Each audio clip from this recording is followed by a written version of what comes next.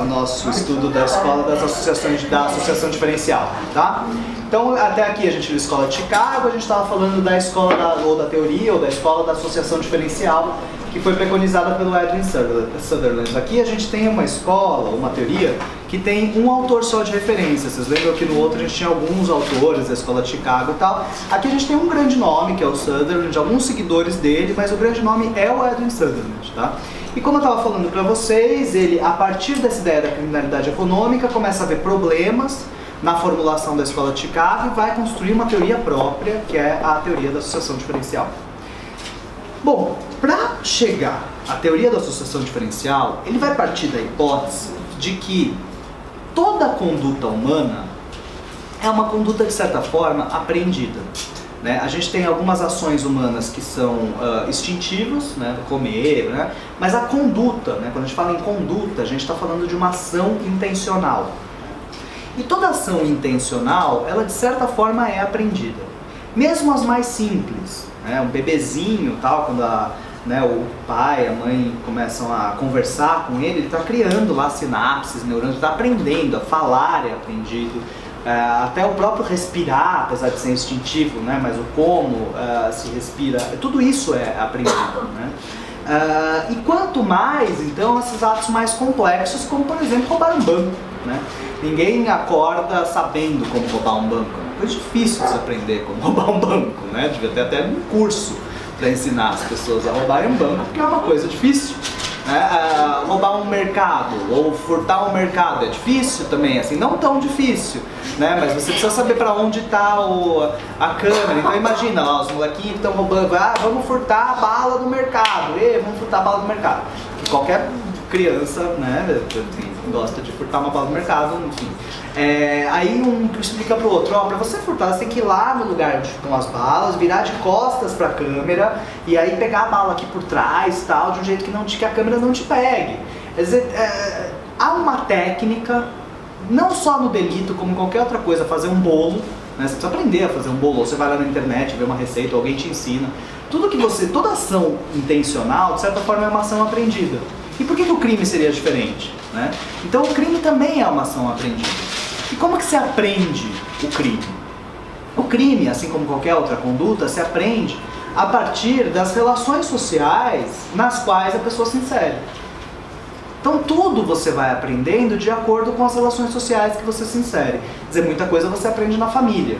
Né? Como comer com o garfo, como limpar o bumbum depois do cocô, esse tipo de coisa são coisas que você aprende na família, mas são aprendidas, é difícil aprender isso, né? Hoje parece uma bobagem, mas para uma criança é difícil. Tem outras coisas que você aprende na escola, né? Você aprende a escrever, você aprende a fazer conta na escola. Algumas coisas você aprende na igreja, porque eles frequentam a igreja e tal. Enfim, sei lá, você aprende na igreja. Mas outras coisas você aprende na empresa, onde você trabalha, como você exerce aquele ofício. Tudo isso você aprende lá. Então, durante a sua vida, você participa de várias associações. Normalmente, essas associações são associações comuns, quer dizer, como essas que eu falei até agora, família, igreja, escola, etc. O Sutherland vai dizer que algumas associações são diferenciais.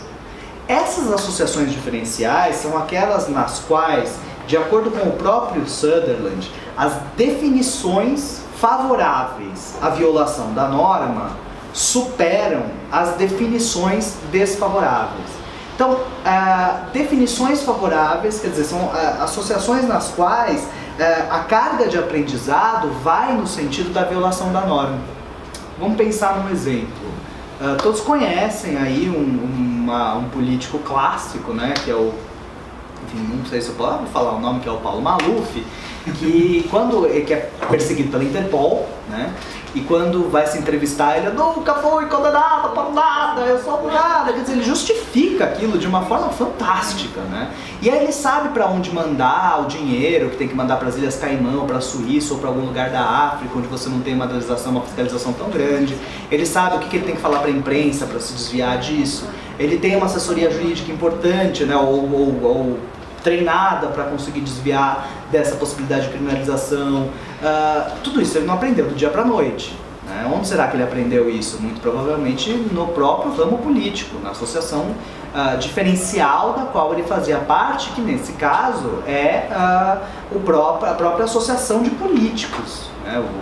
O Maluf já está na vida política brasileira desde a Arena. Ele foi candidato a presidente pela ditadura militar, né? Ele concorreu contra o Tancredo Neves. Então vejam que ele não era pouca coisa no regime militar. E dentro do regime da ditadura civil militar, ele pôde aprender muitas coisas, como por exemplo, como superfaturar obras, como esconder dinheiro na Suíça, como tudo isso ele foi aprendendo ao longo da convivência com essas pessoas maravilhosas, como são, por exemplo, os presidentes generais da ditadura civil militar, né? Como são os aspones da ditadura civil militar, e hoje, na nossa gloriosa Câmara dos Deputados, ele continua aprendendo muito, né? Já com seus 80 e tantos anos, ele vai aprendendo como desviar da incidência do direito penal, não só ele, como todos esses outros aí que a gente vê no jornal diariamente, que aprendem, que portanto praticam atos que são bastante complexos e que de certa forma são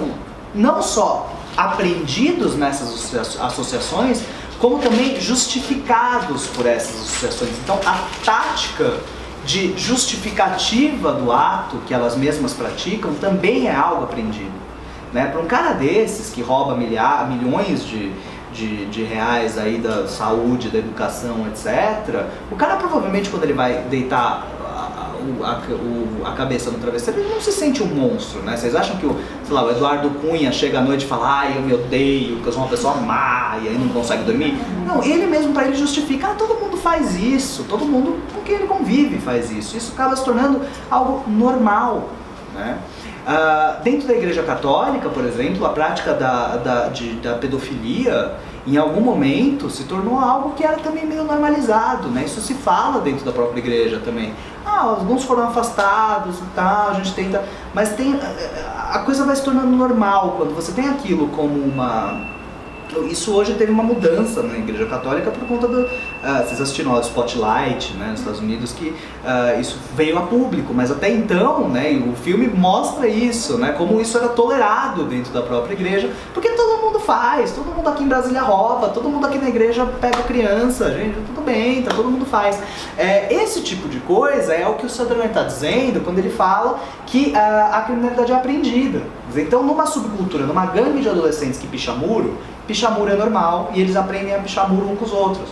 Numa associação diferencial, que é uma gangue de políticos em Brasília, roubar é normal e um aprende a roubar com o outro. E não é... e vejam que a gente tem algumas condutas um pouco menos complexas, como pichar muro, mas que também é importante que se aprenda, né? Como subir num edifício, como pichar, que tinta usar, como fazer aqueles caracteres maravilhosos de picho que eu adoro. Esse tipo de coisa é algo que se aprende. Ao mesmo tempo que fraudar livro contábil, justificar para a imprensa a própria roubalheira, conseguir um contador que consiga maquiar os dados lá para passar pela Receita, desviar da fiscalização do Tribunal de Contas, tudo isso também é aprendido dentro de outra associação diferencial. Então o que o Sutherland vai dizer é que o crime, como qualquer outra conduta humana, é aprendida e que determinadas associações, que ele chama, portanto, de associações diferenciais, ensinam justamente prática de fatos que são criminalizados, que são entendidos como crimes pela legislação vigente. Tudo bem? Bom, ele vai resgatar aqui, o Sutherland, principalmente um filósofo francês, que é o Gabriel Tarde. Ou Tarde, porque ele é francês. O Gabriel Tarde, ele, na verdade, é talvez o maior opositor contemporâneo de Lombroso. Então, o Lombroso, bom, vocês tiveram lá na aula do Maurício, o Lombroso criando a antropologia criminal italiana, falando... O que o Lombroso falava, em poucas palavras, né? Ele ia dizer que a criminalidade, né, o caráter criminal, era algo que se adquiria por atavismo, né? A pessoa nasce com predisposições criminosas e o ambiente ele só desencadeia isso, né? Mas a pessoa já é criminosa, nasceu criminosa. E como que você prova, como você descobre que aquela pessoa nasceu criminosa? O que o Lombroso falava? Você tem algumas características físicas que fazem com que a gente possa concluir que aquela pessoa tem uma predisposição ao crime. Então o fato de, por exemplo, ela ter uma fronte fugidia, ela ter membros largos, ela ter orelhas de abano, ela ter uma cabeça grande e oval, todo esse tipo de coisa fazia com que a gente tivesse alguns indícios de que aquela pessoa era uma criminosa nata, né? O Gabriel Tardi, inicialmente, ele é um discípulo de Lombroso. Ele vai começar a estudar essa teoria lombrosiana. Mas lá pelas tantas, ele vai chegar à conclusão que aquilo é uma grande baboseira. E ele vai criar uma teoria própria, como um filósofo e como um jurista, e ele está dentro do que depois se convencionou chamar de Escola de Lyon, da França. Principalmente, a maior parte dos representantes da Escola de Lyon eram autores da medicina forense, o Lacassagne, por exemplo. Mas dentro da criminologia, quem estava o grande representante da Escola de Lyon era o Gabriel Tardi. Na época, virada do século XVIII para o XIX, então 1880 para frente, até o começo do século XX, as ideias da Escola de Lyon elas não conseguiram muita aceitação mundial porque o Lombroso era o grande nome, né? Então você tinha o Lombroso, o Ferri, o Garofalo, que eram os autores do positivismo criminológico italiano e que de certa forma eram hegemônicos. Então o Gabriel Tardi ele acaba sendo resgatado muito depois. A Escola de Lyon ela acaba sendo resgatada já no século XX, o que o Tardi estava pensando. Por isso que ele não produz, quer dizer, ele produz muita coisa, mas ele não produz muita transformação no que diz respeito ao que ele escrevia, porque ele não era lido, né, mundialmente. Ele era lido na França, ele era famoso, né, ele era um filósofo famoso na época, mas não chegava aos pés, em termos de fama internacional, do que tinha Lombroso, Ferri e Garofalo. Por isso que ele acaba ficando meio isolado nesse sentido, mas o fato é que o Gabriel Tardi, lá no começo do século, que é por isso que eu estou falando dele, porque o Sutherland vai resgatar essa ideia, ele se contrapõe ao Lombroso da seguinte forma: ele vai dizer, Lombroso, você está errado. Não, essas características fenotípicas, quer dizer, essas características corporais que você está encontrando nos criminosos, não são heteroconstitucionais, elas não são inatas, as pessoas não nascem assim. Na verdade, essas características que você está encontrando são características que aparecem a partir da própria vivência da pessoa no ambiente criminal.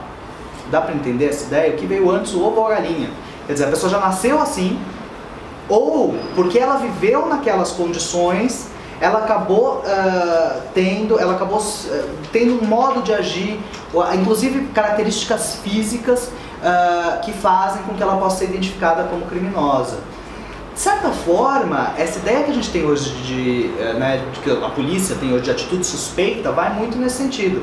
O cara tem cara de criminoso. Não é que ele tem cara de criminoso, é que ele tem cara de alguém que nasceu e que vive num bairro, porque ele se porta dessa maneira, ele fala dessa maneira, porque ele aprendeu a viver dessa maneira, em um bairro onde as pessoas são muito facilmente selecionáveis pelo sistema penal. Isso não quer dizer que ele nasceu criminoso. Se essa mesma pessoa que fala que nem malandro, anda com gingado, tivesse nascido filho do Antônio Hermínio de Moraes, provavelmente ela não teria o gingado do malandro. Então, é basicamente isso que o Tardi está falando. Vocês já viram... tem uma coisa muito louca, por que padre tem sotaque de padre? Né? Vocês já pararam para pensar nisso?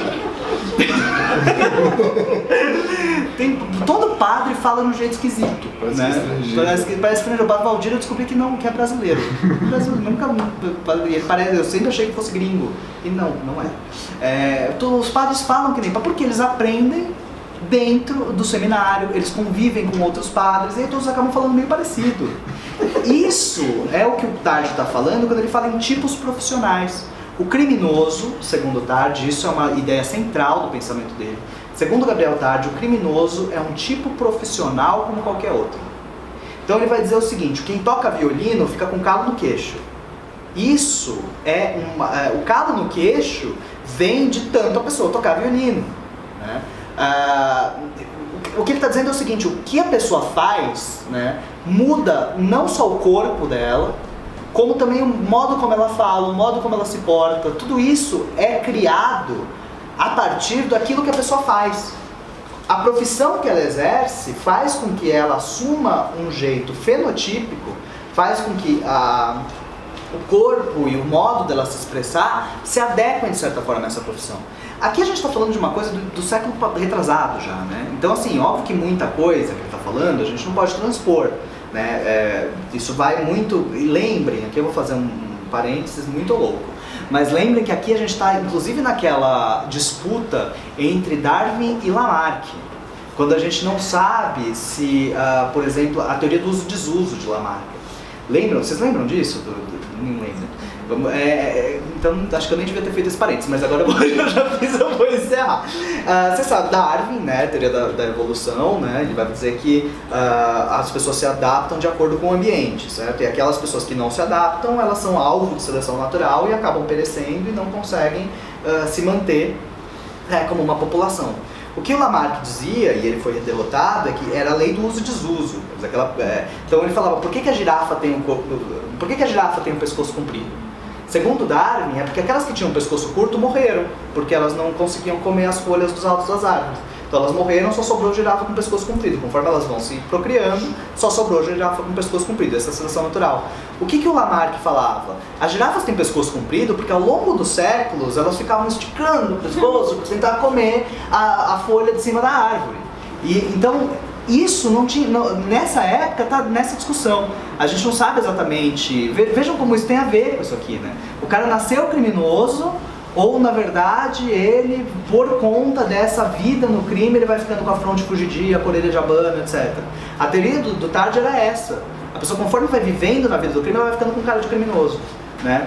A gente tem que fazer várias ressalvas a isso, porque, enfim, hoje em dia a ciência avançou e a gente sabe que ninguém fica com a orelha de abano quando pratica crime, mas quando o Lombroso mas quando o Lombroso vai pra cadeia e fala, por exemplo, em fronte fugidia, até hoje, se você vai para uma cadeia como um pesquisador médico, eu quero estudar seu crânio, você acha que o cara vai te encarar de frente a frente e vai conversar com você como se ele estivesse conversando com o tio do caixa da loja? A fonte fugidia, tipo, eu não quero que você meça meu crânio, entendeu? E aí, ó, tá se esquivando. É claro que tá se esquivando. Se alguém chegar pra medir seu crânio, você não vai ficar feliz também. Então é isso que o Tarde tá dizendo. Ele tá falando muita coisa que o Lombroso fala que nasceu com a pessoa, na verdade veio da própria vivência dessa pessoa no que se convencionou chamar de vida do crime. Assim como o padre fica com um jeito e cara de padre, assim como o operário de fábrica fica com um jeito e operário de fábrica, o criminoso fica com um jeito de criminoso. E se vocês vão numa cadeia, vocês vão ver que isso é meio verdade, eles falam desse jeito, né? Tem um jeito de se falar, inclusive os próprios erros, as gírias, né? Se chamar a cama de pedra, praia, enfim, cantar o bonde, essa coisa que é quase um dialeto próprio, que é um dialeto dos criminosos. Mas nessa associação, né? Porque os criminosos do colarinho branco, por exemplo, isso, são criminosos, mas perfeito. Por isso que são escolas do consenso. O que a gente está falando aqui a gente está falando do século XVIII, né? Nem se tinha a criminalidade do colarinho branco. Então, não se fazia toda essa crítica que a gente vai fazer a partir das... Mas perfeito, o seu raciocínio é perfeito. Essa vida no que se convencionou chamar de vida do crime, que é extremamente preconceituosa. A vida do crime é o pobre que comete crime, não é o rico que comete crime. Né? Crime é ser pobre. Crime é ser pobre, exatamente. Mas, então, enfim, é isso que basicamente o Gabriel Tarde está falando. Então ele vai dizer que o criminoso, ele é um tipo profissional como qualquer outro, né? E que ele aprende a prática do crime a partir das suas convivências com outras pessoas. Vejam como o Sutherland, mais de 50, 70 anos depois, o Sutherland vai resgatar essa ideia para tentar explicar algo que na época nem existia, que é a criminalidade do colarinho branco. Mas então também o Maluf, o deputado corrupto, esse também está aprendendo crime, né? Isso não passava pela cabeça do Tarde naquela época. Mas a partir dessa ideia do Tarde, de que a criminalidade é aprendida e de que a pessoa ela vai se transformando a sua personalidade a partir da vivência naquela associação na qual ela aprendeu a prática do crime, o Sutherland vai ter a grande ideia de falar isso também se aplica aos ricos. Isso também se aplica à criminalidade do colarinho branco. Quer dizer, se aprende muito crime em Brasília também. No Congresso Nacional se aprende muito a prática de crime. Entendeu? Então é daí que ele vai usar, vai resgatar essa teoria de 70 anos antes, que na época não tinha tido tanta repercussão, mas que se contrapunha ao Lombroso, para tentar explicar a criminalidade do colarinho branco. Tudo bem? E aqui eu coloquei algumas principais características da teoria da associação diferencial. Então, o comportamento criminal, ele é um comportamento aprendido, como qualquer outro. Daí, tudo bem, né? 2, ele é aprendido mediante a interação com outras pessoas em um processo comunicativo. Então, seja na igreja, seja na família, você vai aprendendo condutas a partir de processos comunicativos. 3, a maior carga de aprendizagem se dá nas relações sociais mais próximas. Até aí tudo bem, né? O aprendizado, 4, inclui a técnica do delito, então como desviar dinheiro, como mandar dinheiro para a Suíça. Você precisa de um contador que te ensine isso, de um amiguinho deputado que já tenha feito isso também para te ensinar. Além da própria justificação do ato, você precisa construir um discurso para justificar esse ato, tanto para você mesmo, quanto para os outros. Aquela coisa cara de pau do político, que vocês conhecem bem. Sim. Surge o delinquente, então quando surge a delinquência? Quando as definições favoráveis à violação da norma superam as desfavoráveis. Então quando você tem uma associação diferencial, o que é a associação diferencial? É a associação na qual a carga de aprendizagem é mais favorável à violação da norma do que as definições que seriam desfavoráveis à associação da norma. Tudo bem? E aí vejam como ele mistura, né, ele traz tanto a ideia do Gabriel Tarde quanto a escola de Chicago.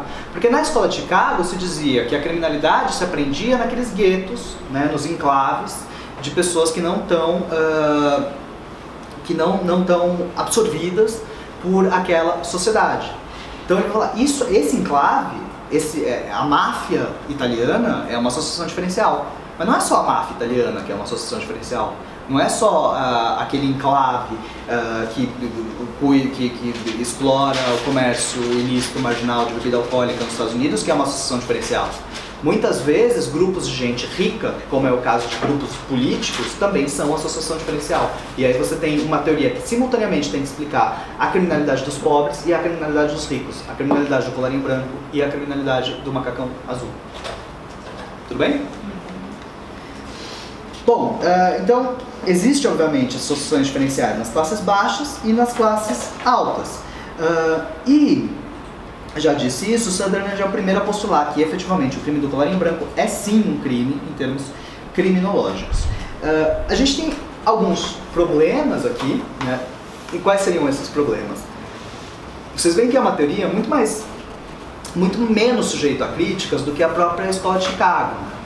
Mas, ao mesmo tempo, continua sendo uma teoria sociológica do consenso e não do conflito, porque em nenhum momento o Sutherland ele questiona a própria seletividade penal, por exemplo. O fato de que ele está falando, crime do colarinho branco é crime do macacão azul é crime, mas ele não responde porque só se prende pobre, porque só o crime do macacão azul é alvo do sistema de justiça. Para ele, o sistema de justiça funciona muito bem, obrigado.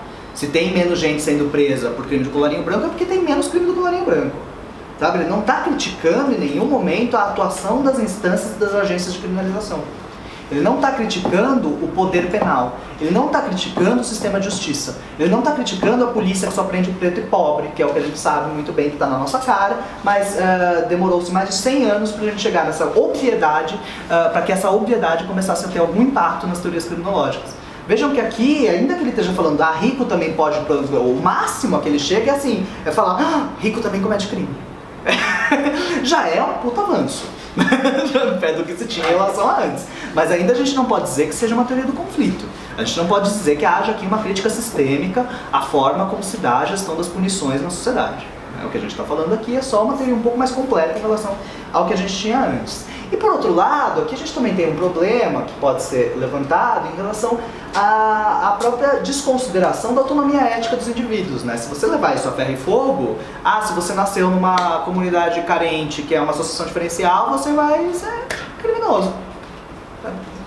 Ou o oposto também, quer dizer, você está em Brasília, você vai ser corrupto. Não é exatamente assim, quer dizer, há outras definições, existem outras questões que a gente pode chamar de autonomia ética ou pode chamar de qualquer outra coisa, mas que fazem com que a realidade seja muito mais complexa do que essa ideia de que você é produto do meio no qual você foi criado e está pura e simplesmente isso. A gente tem toda uma questão aí envolvendo nurture versus nature, né? O que é seu, o que não é. Tudo isso que são questões muito básicas da filosofia que aqui acabam sendo, de certa forma, atropeladas nessa ideia determinista de que você vai ser aquilo que o seu meio social te predispuser a ser. Tudo bem? Alguma dúvida sobre associação diferencial? Querem que eu repita alguma coisa, fale alguma coisa? Não? Só esse finalzinho. o meio social que você falou. Agora eu não lembro. É determinista. Será que o meio social É isso, essa ideia de que você tem uma interpretação aqui que eu chamaria de determinista, né, ou fatalista, no sentido de que você será exatamente aquilo que o meio social te predispuser a ser. Quer dizer, você não tem como fugir disso. Né? Você nasceu na comunidade pobre, você vai praticar furto, se nasceu rico, você vai ser corrupto. Sinto muito. Tem essa ideia determinista, quer dizer, quando você não pode fugir do seu próprio destino. Entende essa ideia? E isso é problemático, né? Principalmente do ponto de vista da dignidade humana. A gente sempre quer acreditar que as pessoas possam ser protagonistas da sua própria história e não que elas sejam objeto enfim, da marcha da história. Tudo bem? Então, beleza. Vamos para frente. Agora temos uma escola um pouco mais complexa, que é a teoria da anomia. Ela também, a teoria da anomia... Peraí, deixa eu apagar tudo. Fechamos esse quadrinho então. Vamos abrir uma nova caixinha. Eu queria mais um café lá, você vai lá. Tem?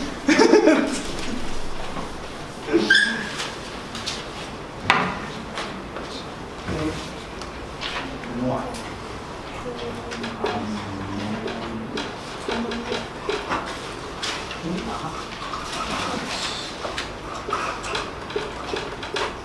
Então, a próxima teoria que a gente vai estudar agora é a teoria da anomia. Aqui eu só escrevi anomia, significa anomos, sem norma. Então, a anomia, a princípio, do ponto de vista da construção da palavra, né, etimológico, significa a ausência de normas, a anarquia, a ausência de regras, tá? E a teoria da anomia, ela vai partir desse conceito de anomia, desse conceito de uma situação na qual não existem regras, que é o que significa a palavra anomia, tá? Vamos entender isso.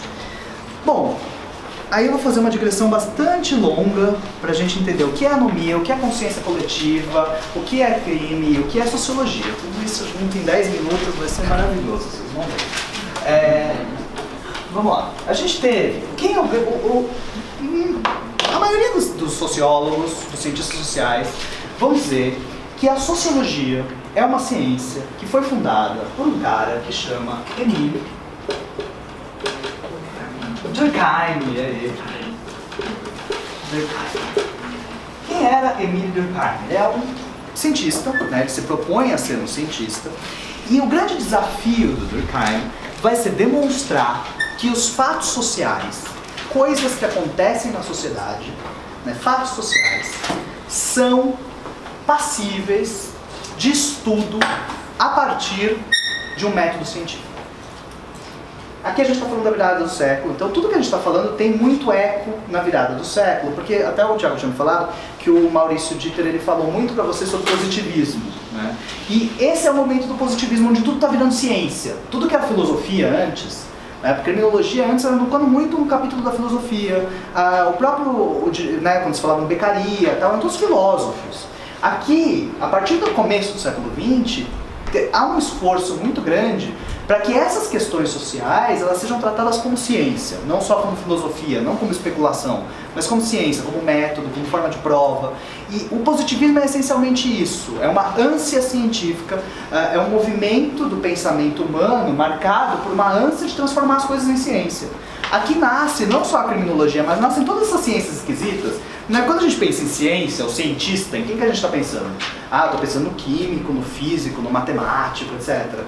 Mas aqui no começo do século, para que qualquer discurso fosse respeitado do ponto de vista acadêmico, você tinha que ter a chancela da ciência. E esse é o positivismo, quando o Augusto Comte, né, traz essa ideia de que o conhecimento verdadeiro só poderia ser alcançado por meio do método científico. E o método científico é aquele método que permite a reprodução daquele evento em laboratório, né?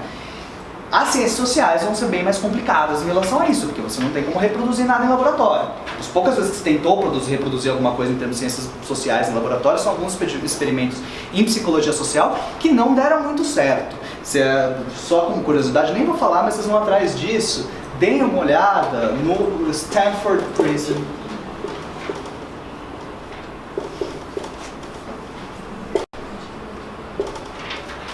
Foi um cara que chama Zimbardo, ele fez um experimento com alunos da faculdade, em que ele colocava parte dos alunos para ser carcereiros, parte dos alunos para serem presos. E aí deixou lá 2 semanas.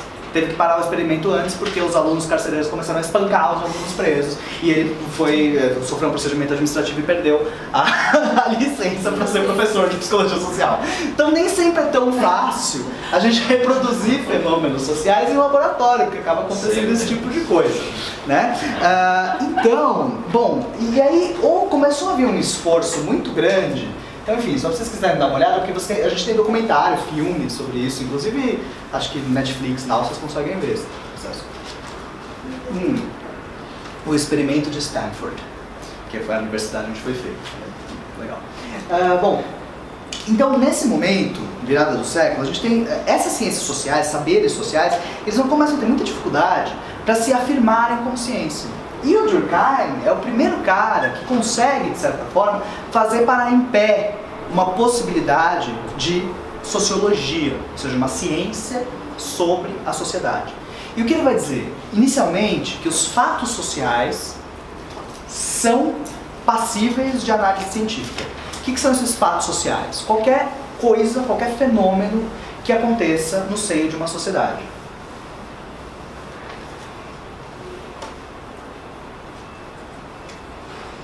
E para que a gente consiga analisar esses fatos sociais a partir de um paradigma supostamente científico, o Durkheim, ele vai dizer que as sociedades se fundam a partir de um conceito que ele vai chamar de solidariedade. Solidariedade são os modos de interação entre as pessoas.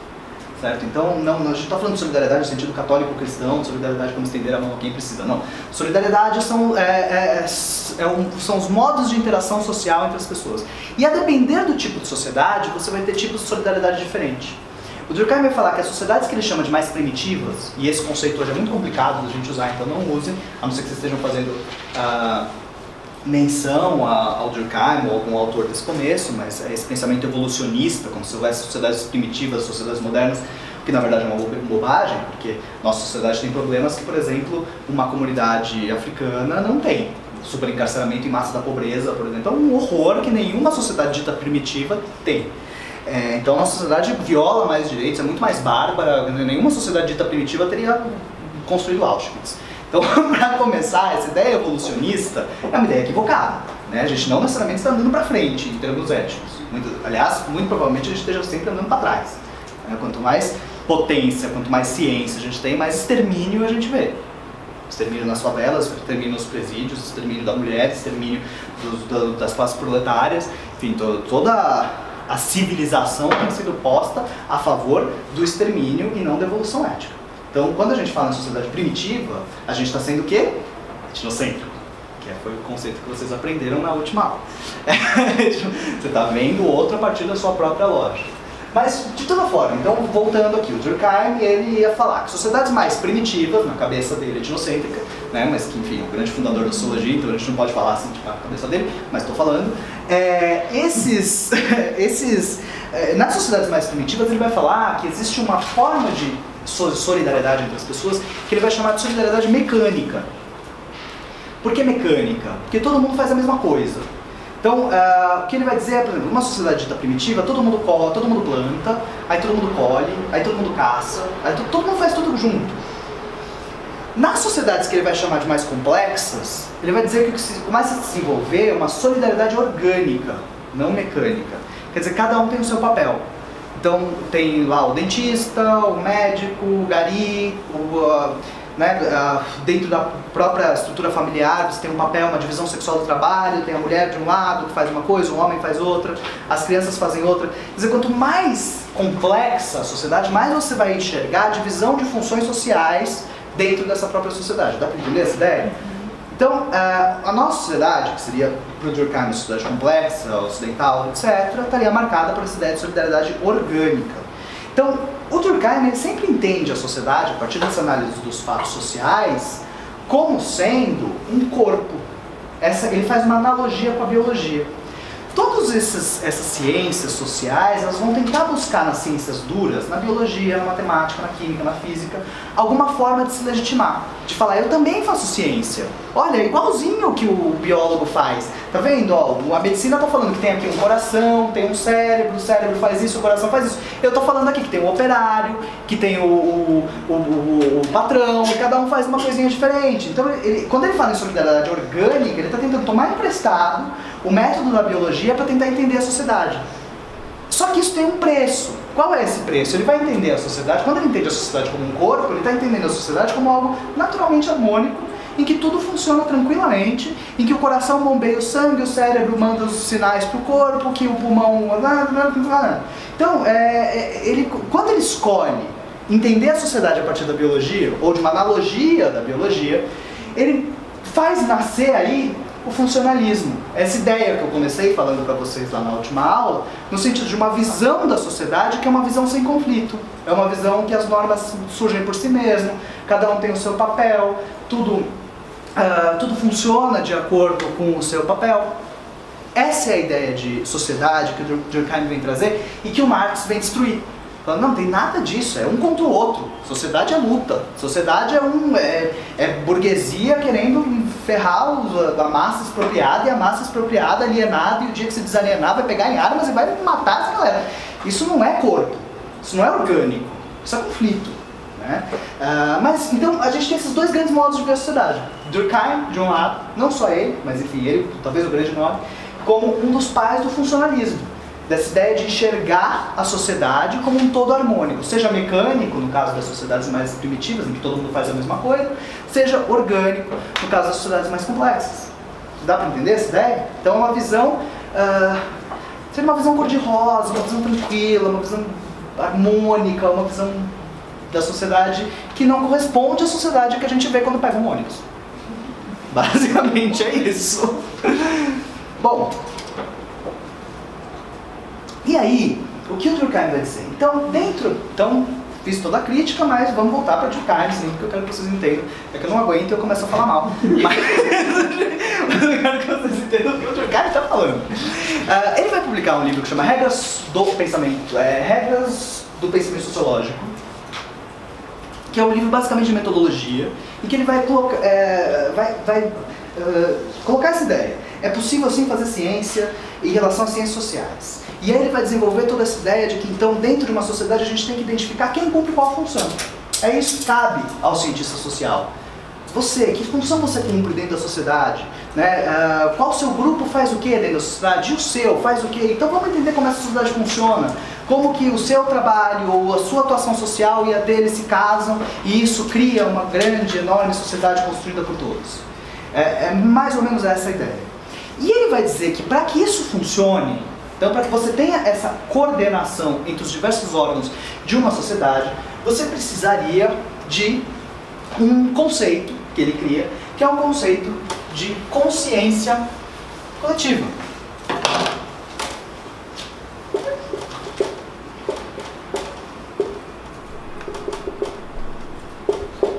Consciência coletiva. Então ele vai postular o fato, ele vai dizer, ele vai afirmar o fato de que cada sociedade goza de uma consciência coletiva. O que é essa consciência coletiva? É um conjunto de valores. Então, isso é bom anotar. É um conjunto de valores, regras, modos de atuar,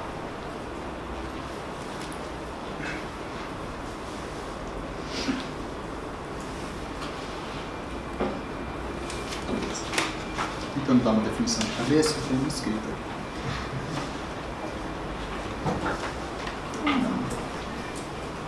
Processos, basicamente formas de atuar, processos partilhados por toda a sociedade. De certa forma, ainda que a gente tenha feito toda a crítica da teoria durkheimiana, o fato é que tem um embasamento que a gente às vezes vê nas coisas mais simples. Por exemplo, aqui. Por que eu estou de pé aqui falando e está todo mundo sentado olhando para mim? Porque de certa forma todo mundo aqui compartilha a ideia do que é uma aula. Quando você pensa em aula, então aula, eu sou aluno ou eu sou professor? Eu sou aluno, então se eu sou aluno eu vou sentar, eu vou ouvir e eu vou anotar. Se eu sou professor eu vou ficar de pé falando. Tem uma coisa, eu não preciso explicar, sabe? A gente não precisa, vocês vão ter uma aula agora, mas para todo mundo vir, trazer um caderno, sentar, e aí o professor vai falar, isso não precisa. De certa forma todo mundo aqui já compartilha o que é uma aula, né? E isso é uma questão social, isso não é em todo lugar que a aula é assim. Talvez se a gente for numa comunidade africana, a aula vai ser a gente dançando pelado loucamente aqui, talvez seja muito mais legal. Mas, pra gente, pra nossa sociedade, a gente compartilha aqui uma sociedade, a aula é isso. Essa chatice sinto muito.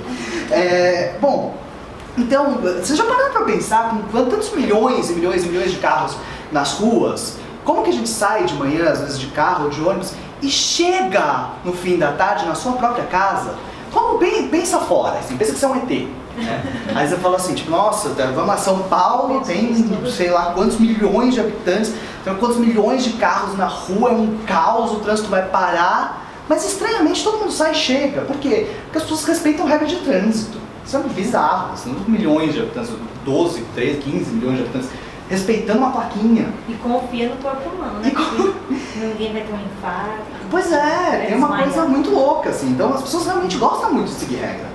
Né? Tem algo que é compartilhado entre as pessoas. Então não estou dizendo que o Durkheim está completamente errado.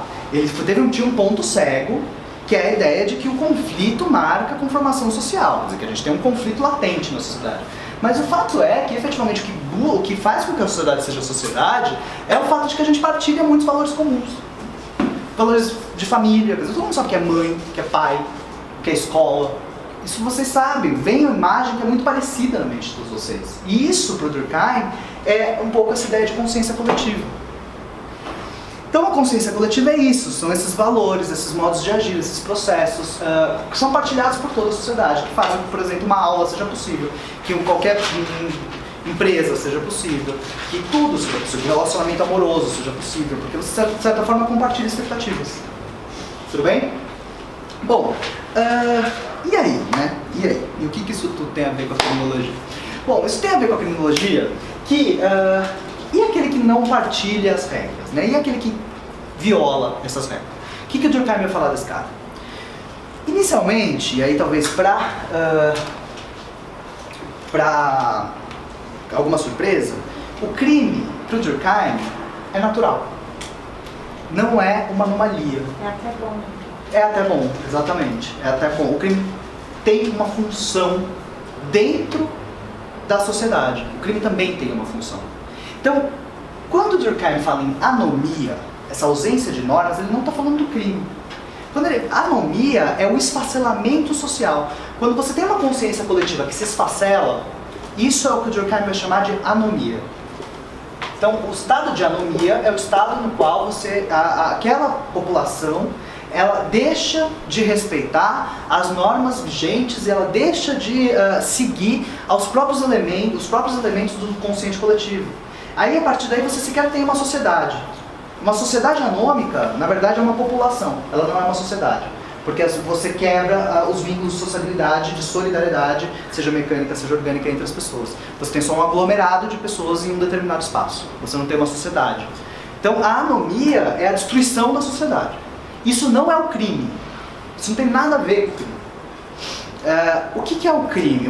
O crime não destrói nenhuma sociedade. O fato de você ter um crime praticado numa sociedade não quer dizer que a sociedade vai deixar de existir porque um crime aconteceu. Então, o Durkheim vai falar o seguinte: o crime, na verdade, ele é útil socialmente, na medida em que o crime é a violação da norma que garante à consciência coletiva a sua mobilidade e a sua plasticidade. Como assim? Bom, aqui eu vou fazer uma representação gráfica de uma consciência coletiva, que vocês vão ter que abstrair muito para entender. Consciência coletiva. Aqui estão os nossos valores, tá tudo aqui dentro. Tá? Quando você tem um crime, o crime ele sai da consciência coletiva, certo? Então vamos pensar, primeiro, num crime que saia muito da consciência coletiva, tipo matar os pais à paulada, lá a menina da Suzane. Então foi lá, matou os pais à paulada, tá? Matou os pais à paulada, e toda a sociedade fica, meu Deus, a menina matou os pais à paulada. está bem longe da consciência coletiva, né? Aqui na consciência coletiva a gente tem os valores da família, como mãe, a palavra mais bonita é a mãe, e aí você mata ela paulada. Realmente é uma coisa que causa um certo choque. Né? Então está muito distante da consciência coletiva. Quando você tem um crime muito distante dos valores fundamentais da consciência coletiva, a tendência da consciência coletiva é o recrudescimento. Então, quando a Suzaninha ela matou os pais, o que acontece? A população inteira ficava vendo jornal, essa menina que matou os pais. Isso, de certa forma, reforça os valores da família. Né? Porque você tem a coisa mais hedionda que pode acontecer, é alguém matar os pais, e os pais são aqueles que dão tudo, dão a vida, e blá blá blá blá. E você tinha, né, na época, você começa a ter discursos muito fortes em relação à revalorização dos valores da família. Então, esse crime, ele teve uma atuação em relação à consciência coletiva na medida em que ele recrudesce os seus próprios valores. Né? A consciência coletiva ela fica mais sólida, ela fica mais certa dos seus próprios valores. Esses valores são reforçados a partir da prática de um fato que é utilizado como exemplo daquilo que não deveria existir. Tudo bem? Mas e se a gente pensar, por exemplo, na homossexualidade, que foi crime durante muito tempo, que ainda é tido como, por vários setores da sociedade, como um desvio da norma, né? Apesar de não ser mais crime, a gente tem alguma legislação que proteja, inclusive, as populações LGBT contra a prática de homofobia, transfobia, lesbofobia, etc. Aqui a gente tem, na homossexualidade, um fato que inicialmente ele está fora da consciência coletiva, quer dizer, ele não atende aos valores tradicionais da família, mas ao mesmo tempo ele não está tão longe assim quanto matar os pais a palavra. E aí, quando você começa a ter uma certa visibilidade acerca da homossexualidade, porque você tem uma homossexualidade, mais homossexualidade visível, mais, e a consciência coletiva, ela, de certa forma, muito vagarosamente, começa a se expandir e a acolher esse tipo de conduta, que anteriormente era tida como um desvio, como sendo algo, inclusive, a ser protegido. Então vejam, nas ordenações filipinas, se dava chibatada para alguém que fosse homossexual. Posteriormente, no Código Penal de 40, o Código Penal simplesmente ignorou que existisse a homossexualidade.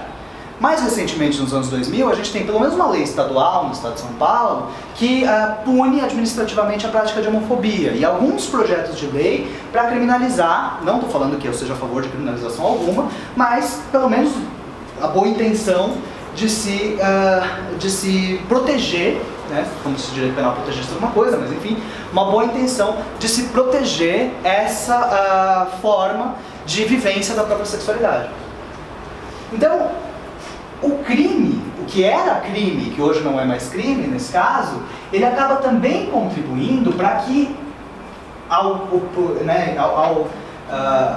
contrário do que a Suzaninha fez lá quando ela matou os pais, que a consciência coletiva ela não se recrudesça, mas que ela se expanda. Então, o que dá vida à consciência coletiva é o desvio da norma. Se todo mundo respeitasse a norma direitinho, a consciência coletiva seria sempre a mesma. Como a sociedade é viva, né, você tem desvios da norma, isso faz com que a consciência coletiva se expanda e se recrudesça de acordo com as sensações, de acordo com o entendimento que as pessoas vão tendo sobre a prática desses crimes, dessas violações da norma. Então, que bom que existe o crime, tanto o crime bizarro, violento, quanto a criminalidade que vai deixando de ser crime, porque não causa lesão a ninguém, porque é justamente com base nisso que a gente tem alguma dinamicidade na própria sociedade. A sociedade se transforma a partir disso. Tudo bem? E o que é a anomia? Segundo Durkheim, a anomia, a ausência de normas, viria se de repente todo mundo começa a praticar crime bizarro. E aí você esfacela a consciência coletiva. Quer dizer, só existe anomia quando existe um esfacelamento total da consciência coletiva, em que as pessoas começam a desrespeitar a norma simplesmente porque elas não entendem mais aquela norma como vigente, válida ou digna de respeito. Então, quando você tem uma população que começa a desrespeitar porque não reconhece mais aquela norma como válida, aí você chega na anomia e aí você tem, inclusive, o esfacelamento da própria sociedade. Então, que a gente tem uma população, um espaço geográfico e não uma sociedade. Tudo bem? Nem comecei a falar ainda da escola da anomia. Estou falando só do que é anomia. Agora a gente vai falar da aplicação aí disso à criminologia. Tá? Bom, então, quando a gente fala na escola da anomia, a gente pode falar basicamente de dois autores. O primeiro deles é o Durkheim, que eu acabei de conversar bem com vocês. E o segundo é um americano que pegou as ideias do Durkheim e trouxe essas ideias para a criminologia, que é o Robert Merton.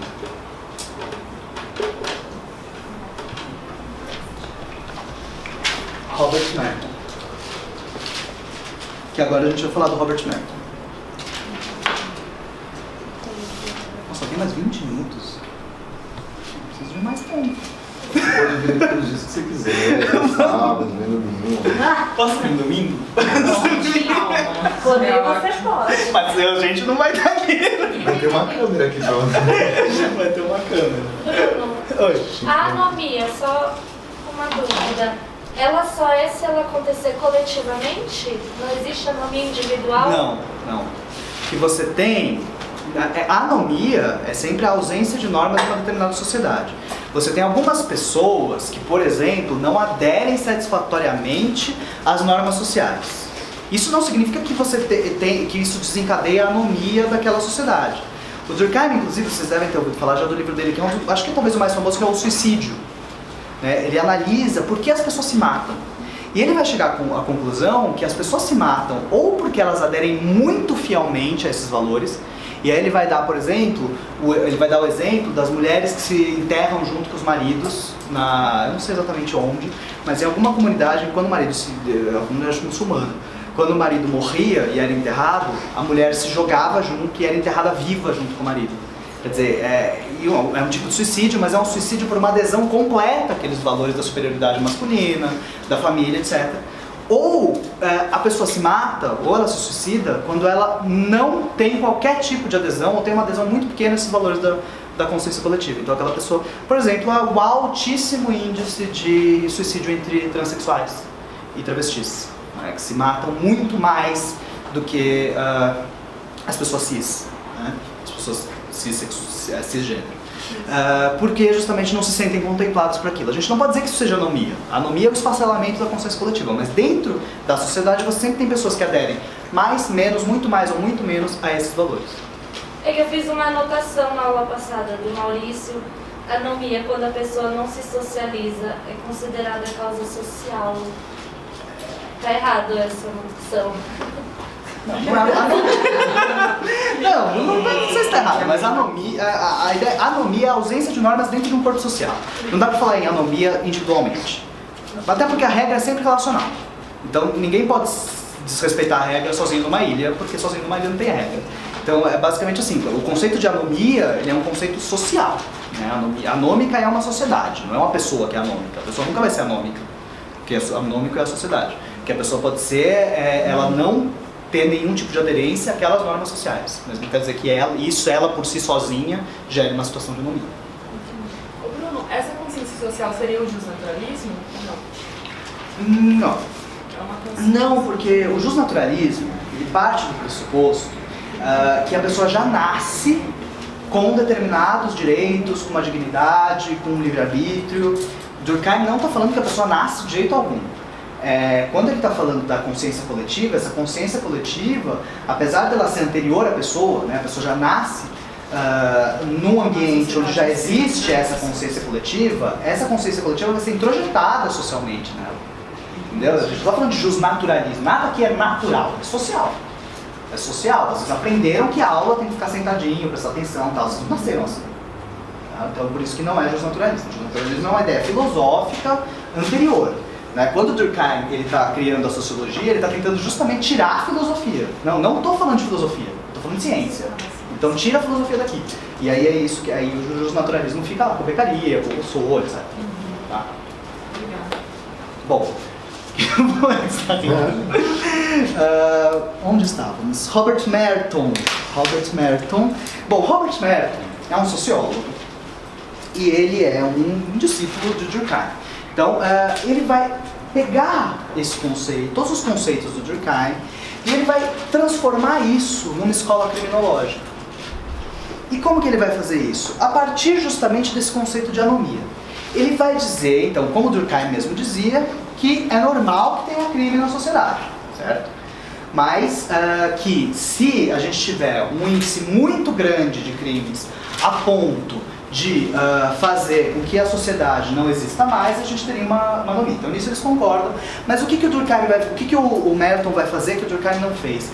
O Merton vai criar uma tipologia, ele vai criar uma classificação de formas de adaptação individual à sociedade.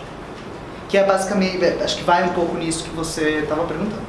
Eu acho que aqui talvez isso fique um pouco mais claro. Ele vai criar uma tipologia, uma forma de classificar se aquela pessoa, individualmente considerada, Thiago, se adapta a uma sociedade de forma conformista, conforme aos valores da consciência coletiva, ou não conformista. Quer dizer, se a adaptação dele, na verdade, é uma estratégia de sobrevivência, porque, na verdade, ele não tem condições materiais, inclusive, de se adaptar a esses valores. Então, para fazer essa classificação, o Merton vai partir de dois conceitos. Quais são esses dois conceitos? As metas culturais e os meios institucionalizados.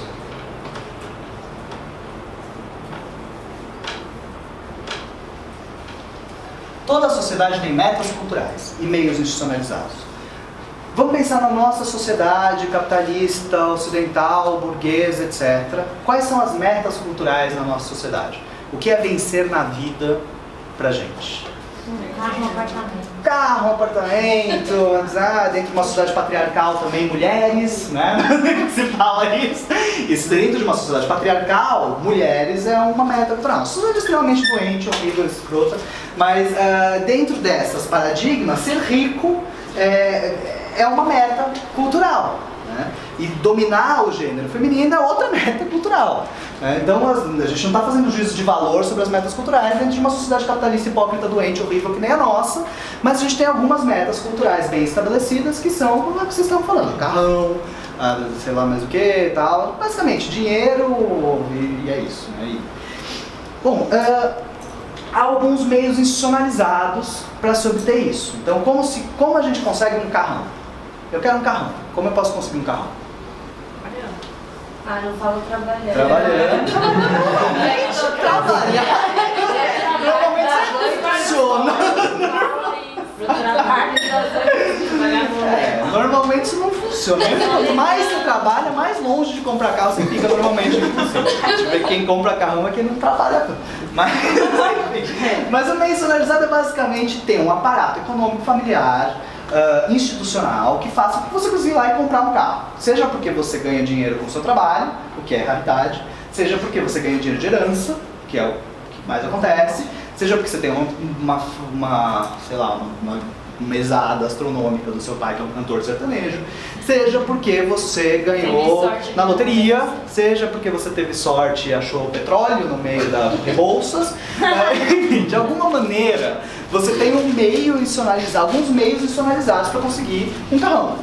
E você tem meios não institucionalizados também. Roubar. Vou roubar um carrão, isso não é um meio institucionalizado, não é reconhecido pelas regras da nossa consciência coletiva, pelo nosso direito, etc.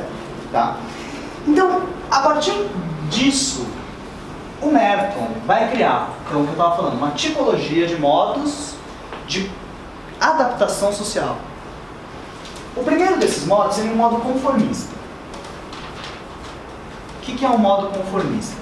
A pessoa absorve as metas culturais, ela quer dinheiro, ela quer sucesso, ela quer tudo isso que a sociedade capitalista promete, e ela tem os meios institucionais, portanto, porque o papai é rico. Então, se papai e mamãe são ricos, eu posso ter tudo que eu quero e eu tenho... Beleza, você está ótimo, você está bem adaptado a essa sociedade escrota. E aí, você tem alguns modos não conformistas de adaptação a essa sociedade escrota, que são os modos não conformistas, né? Quais são esses modos não conformistas? Em primeiro lugar, a pessoa não absorve as metas culturais, também não tem os meios institucionalizados. Que aqui a gente tem uma situação que o Merton chama de retraimento ou de apatia, mas normalmente como retraimento. O livro que ele vai colocar isso chama Estrutura Social, agora eu esqueci. Teoria Social e Estrutura Social, que é de 1938. Então, não absorve os meios, as metas culturais, também não tem os meios institucionalizados. Aqui ele está falando, até de uma forma que eu considero meio preconceituosa, mas sobretudo das pessoas em situação de rua, ou das pessoas com transtorno mental, esse tipo de coisa que ele está falando dessa pessoa que não tem como ter um carrão, mas que também não quer ter um carrão. Eu não sei, eu acho que é meio leviano se falar dessa forma, mas ele está falando especificamente disso. Das pessoas que estão em situação de rua, das pessoas que têm transtorno mental, das pessoas que são pobres, que não têm condições, não têm os meios institucionalizados, mas também não adquiriram essa vontade de alçar essas metas culturais. Além disso, se a pessoa não absorve as metas culturais, absorve os meios institucionalizados. Aqui ele vai chamar esse tipo de adaptação não conformista de ritualismo. Aqui ele está falando especificamente daquela pessoa, sabe, você fala, tinha tudo para dar certo, mas não deu. Pessoas que acabam se perdendo em trabalhos burocráticos, em bater um carimbo, em trabalhar com coisas que não levam, quer dizer, não vão fazer com que ela tenha um carrão nunca, mas ao mesmo tempo ela não quer muito ter um carrão, não faz muita questão disso. E ela tem os meios institucionalizados para isso, quer dizer, ela teve um aparato educacional, tem um emprego, tem uma inserção no mercado formal, tem tudo isso, mas não faz questão de alçar a essas metas culturais. Isso é o que o burocrata, aqui a gente está falando especificamente da figura do burocrata, e aí o Merton vai dizer que esse modo de adaptação não conformista é o ritualismo, tá? E aí aqui a gente tem o oposto, né? A pessoa absorve as metas culturais e não absorve, não dispõe dos meios institucionalizados. Isso aqui é o que o Merton vai chamar de inovação. O que é inovação? Crime. Então aqui está o crime pro Merton. O crime pro Robert Merton, dentro da teoria da anomia, é uma forma de adaptação social não conformista que ele chama de inovação, caracterizada pela absorção de metas culturais sem a disposição dos meios institucionalizados que façam com que a pessoa possa, dentro da legalidade, alçar a esses meios culturais. Então assim, quero um carrão, não tenho meios institucionalizados para isso, porque não tenho um pai rico, não tenho um emprego que me paga milhões, não tenho herança, não achei petróleo nas Rebouças, eu vou roubar esse carro. Isso é uma forma de inovação. Além disso, outro modo não conformista, que o Merton vai falar, é um específico que ele vai chamar de rebelião, que é basicamente o que a gente convencionou chamar de contracultura, no qual a pessoa absorve de forma parcial as metas culturais, tem de forma parcial os meios institucionalizados, mas não aceita essas metas culturais. Então aqui quando ele fala em rebelião, a gente está falando sobretudo da ideia de contracultura, daquela pessoa que contesta as metas culturais. Não quer dizer que ela não tem os meios de atingir essas metas culturais. Pode ter ou pode não ter, ou pode ter parcialmente. Em relação às metas culturais, ele identifica as metas culturais, mas não concorda com essas metas culturais. E isso faz com que ela entre numa situação de rebelião. Quer dizer, ela não concorda com as metas culturais e por isso ela não se adapta de forma conformista a essa sociedade. Ela vai acabar militando contra esse estado de coisas. A gente está falando basicamente de contracultura.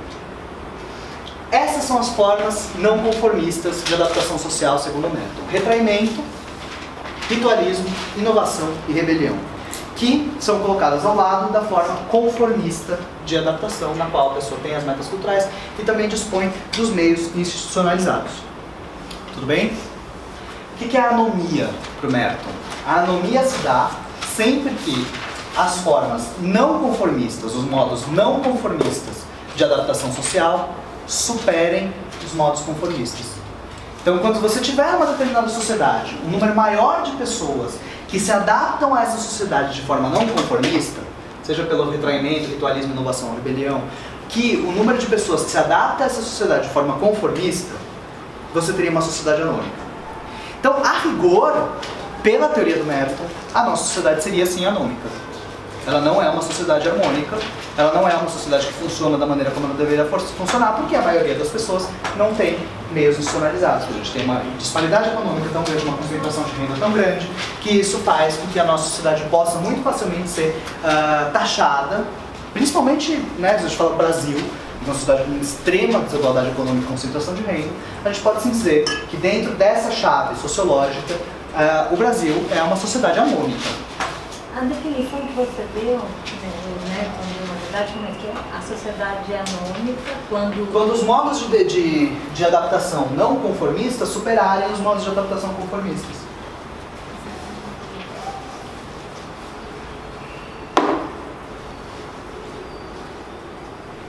Tudo bem?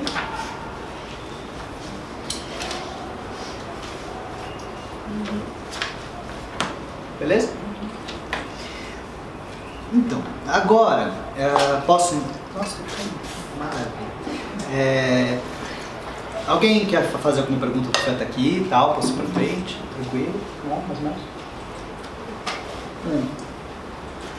Tá. Bom, aqui, como em todas as outras escolas que a gente falou hoje, a gente tem algumas chaves teóricas interessantes. Né? Dá pra gente fazer uma crítica à nossa sociedade a partir daqui. Mas, por outro lado, aqui ainda você não tem uma crítica ao sistema punitivo. Né? Você tem uma crítica social grande aqui, em relação ao fato de que algumas sociedades não conseguem garantir os direitos mínimos a grandes parcelas da população. Então aqui já é vários passos à frente em termos de crítica do que a gente vinha falando até agora. Mas, ao mesmo tempo, você não tem dentro dessa chave teórica uma crítica estruturada à própria forma de atuação do sistema punitivo, né, que é o grande objeto da criminologia. Então aqui, melhorando a sociedade, você impede ou reduz a prática de crimes. Isso é verdade? Parcialmente. Sim, essa criminalidade de massa, muitas vezes por necessidade, é um reflexo social. Você tem um problema social que leva a essa criminalidade de massa. Mas, ao mesmo tempo, as instâncias punitivas, a existência de uma polícia militar, a existência de um poder judiciário extremamente classista, a existência de uma política de superencarceramento em massa, uma política equivocada de drogas, por exemplo, tudo isso são fatores que não cabem aqui. Quer dizer, há uma escolha política por parte do Estado brasileiro, assim como de outros estados, no sentido de se promover o extermínio das classes pobres. Quer dizer, isso não está aqui. Né? Então essa crítica ao sistema de justiça, essa crítica aos juízes, essa crítica ao direito penal, essa crítica à forma como se pune, nada disso está aqui. Por isso que a gente não pode dizer que essa escola seja uma escola do conflito. Ela ainda é uma escola do consenso. Ela parte do pressuposto de que é possível uma sociedade na qual as pessoas estejam vivendo de forma conformista dentro dessa própria sociedade. E que simplesmente você melhorando a forma do funcionamento da própria sociedade, o que o Merton sequer coloca uma chave para se fazer isso, você conseguiria reduzir ou extinguir essas formas não conformistas de adaptação. Então, essa busca de uma sociedade onde todos sejam felizes e não haja conflito, vejam que isso coloca a teoria da anomia dentro da sacolinha, dentro da caixinha das escolas do consenso e não das escolas do conflito. As escolas do conflito necessariamente têm que partir do pressuposto de que há distorções no sistema penal e fazer a crítica ao poder penal, fazer a crítica ao sistema punitivo, fazer a crítica às leis, fazer a crítica aos juízes, fazer a crítica ao poder judiciário, ao Estado, ao punitivismo. Tudo isso só vai aparecer depois. Tá? Então, Porque, professor, se a gente for pensar na parte da inovação, o político, ele normalmente, muitas vezes tem as metas culturais e os meios institucionalizados, e mesmo assim pratica o crime. Exatamente. Então, ele não está necessariamente na Exatamente. inovação. Mas, então, você Essas tem metas culturais toda a razão. Né? Exatamente, acho que essas duas perguntas, vamos lá. Essa primeira, enfim, essa ótima, é verdade. Lembra que está tudo acontecendo ao mesmo tempo, né? Você tem o Sutherland pensando ao mesmo tempo que a Escola de Chicago, ao mesmo tempo que isso aqui. Quem está se preocupando com a criminalidade de colarinho branco é o Sutherland. O Merton, ele publicou esse livro em 1938.